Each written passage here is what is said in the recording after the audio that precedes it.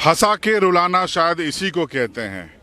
कल यूपी सरकार ने गुजरात से अपने मजदूरों को लाने की हरी झंडी दी थी, लेकिन बीती रात एक फिर से आदेश आया जिसमें कहा गया कि अगले आदेश तक रोक दिया जाए। नतीजा, एमपी गुजरात की पिटोल बॉर्डर पर यूपी से आने वाले लोगों को रोक दिया गया है।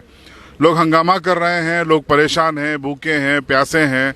और आप इस ड्रोन कैमरे के नज़रिए से सबसे पहले देखिए कि इस हाईवे पर बॉर्डर पर जो खंगेला और पिटोल की बॉर्डर है वहाँ पे हालात क्या है। ये हालात बता रहे हैं कि सरकारों के बीच में आपस में समन्वय नहीं है। कभी कोई आदेश आता है, कुछ ही घंटों में दूसरा आदेश आ जाता है। पहले योगी जी ने इजाज़त दी थी, लेकिन बीती रात को एक आदेश के जरिए रोक दिया गया। कहा गया अगले आदेश का इंतज़ार करें। ऐसे में परेशान लेबर कहाँ जाएगी? हमको बताया गया है कि कोई 2000, कोई 5000, कोई 3500 रुपये खर्च करके कोई ट्रक, कोई ऑटो, कोई मिनी ट्रक, आइसर, इस साधनों के जरिए निकले थे इस उम्मीद से कि एमपी को क्रॉस करेंगे और 24 घंटे के भीतर अपने घर पे होंगे। लेकिन अब उनका पैसा भी डूब रहा है, उनको यहाँ पर रोक दिया गया है। तमाम बसें और वाहन रुके हुए हैं और लोगों को आप देखिए कि जहाँ तहाँ लोग जो बॉर्डर है वहाँ पर खेतों में पड़े हुए हैं। खाने का कोई इंतज़ाम नहीं है, पीने का इंतज़ाम नहीं है। ये अजीब हालत है। इतने बड़े संकट में सरकारें फैसला नहीं कर पा रही हैं। योगी सरकार सिर्फ मीडिया में बयान दे रही है कि हमारे लोगों को हम सुरक्षित लेके आएंगे, लेकिन 7 दिन हो गए हैं बयान देते देते। लोग फंसे हुए हैं। कल जो गए वो भी भेड़ बकरियों की तरह गए। सोशल डिस्टेंसिंग का पालन भी नहीं करवाया जा रहा था। और आज हालत ये है कि रात 12 बजे से ये रोक दिया गया है पूरा ट्रैफिक। एमपी की ओर आने वाले लोग आना जारी है, मजदूरों का आना जारी है, लेकिन यूपी वालों के लिए एमपी की इस पिटोल बॉर्डर से बुरी खबर है।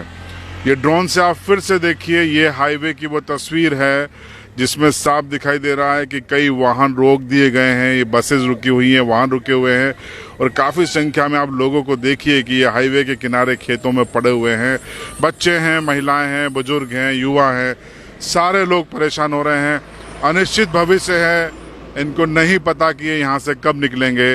व्यवस्थाएं की जा रही हैं, कोशिश कर रही है गुजरात सरकार कि इनको खाना दे, पानी दें, लेकिन अभी रात 12 बजे से लेकर अभी तक का जो स्टेटस है उसमें यह है कि आज दोपहर 12 बजे तक भी हालात ख़राब हैं।